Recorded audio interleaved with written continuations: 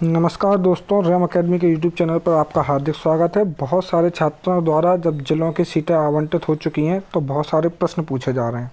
खासकर कम गुणांक वालों के छात्रों के दिमाग में कई सारे डाउट हैं। तो देखते हैं कि करके क्या डाउट हो सकते हैं और उनका क्या निराकरण है। सबसे पहला तो ये है कि क्या सभी ज़िले भरना ज़रूरी है।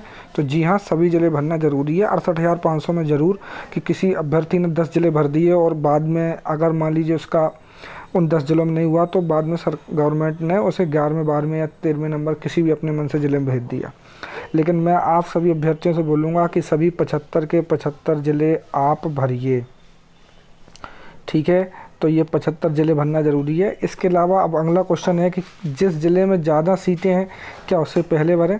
तो देखिए, इसको लेकर और एक ये क्वेश्चन कि ज़्यादा सीट वाला ज़िला भरने से क्या कम गुणांक वाले का चयन हो जाएगा। ये थोड़ा सा मैं आपको सही कर देता हूँ। तो आप ध्यान रखें, ये दोनों बातें ही गलत हैं।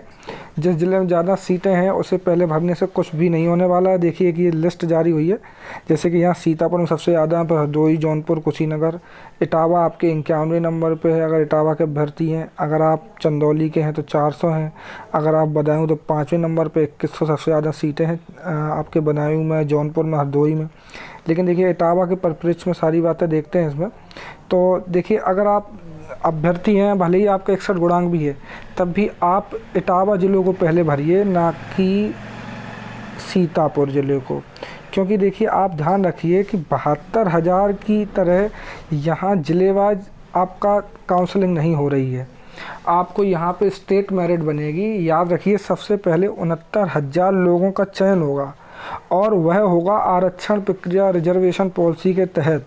मतलब कि जनरल की पहले 34,000 लोग सेलेक्ट होंगे, उसमें ओबीसी, एससी, एसटी, मतलब सब कुछ कोई भी सिलेक्ट हो सकता है।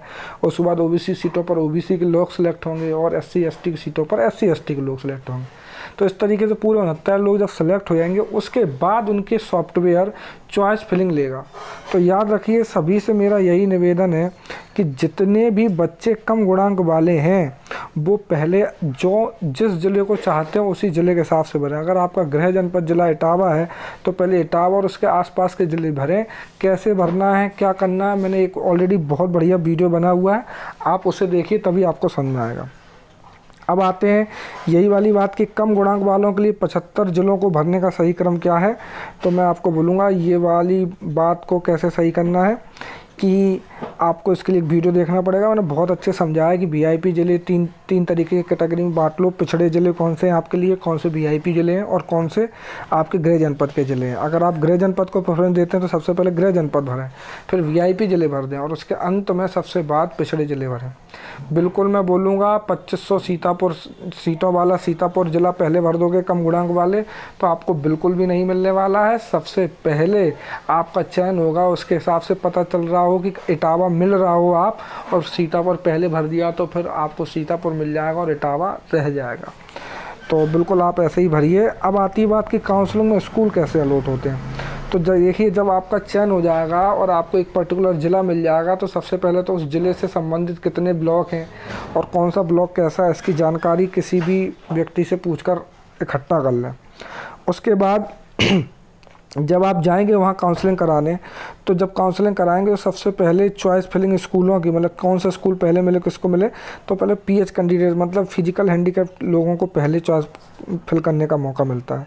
उसके बाद जो स्कूल हैं उनको चॉइस फिल करने का मौका महिलाओं को मिलता है और फिर पुरुष को किन्हीं ज़िलों में मौका मिलता है और किन्हीं ज़िलों में रैंडम तरीके से स्कूल बाँट दिए जाते हैं। तो आप याद रखिए, ये सारी बातें हैं। काउंसलिंग जो कि 3 से 6 के बीच होगी तब की बात है। तो आपको 75 ज़िले वैसे ही भरने हैं जैसे मैंने बताए हैं। आपका गुणांक चाहे 60 हो, चाहे 65 हो, चाहे 55 हो। तो आप उसको कहाँ देख सकते हैं, 18 मिनट वाला वीडियो प्लेलिस्ट में जाकर सर्च कर लीजिए। और एक बात बहुत और आ रही है फ़ीस रिसिप्ट को लेकर।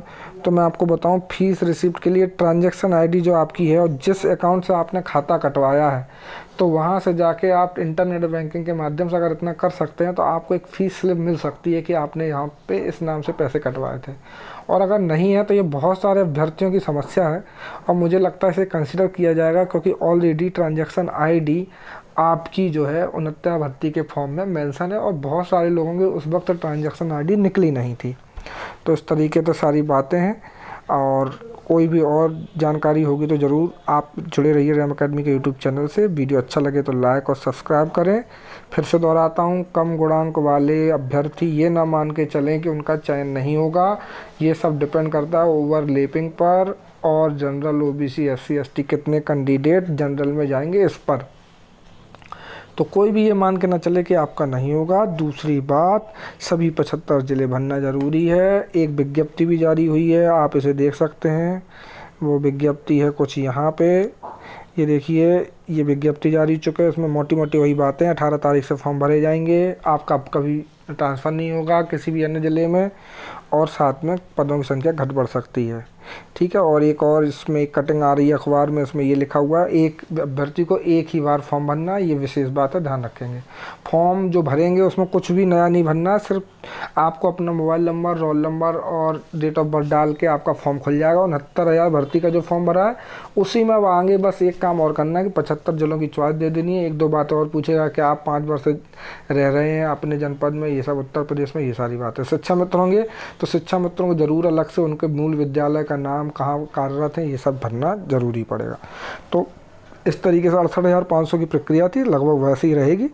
अब मिलते हैं अगले वीडियो में, और जुड़े रहिए इसी तरीके से सारी खबरें पाने के लिए। धन्यवाद।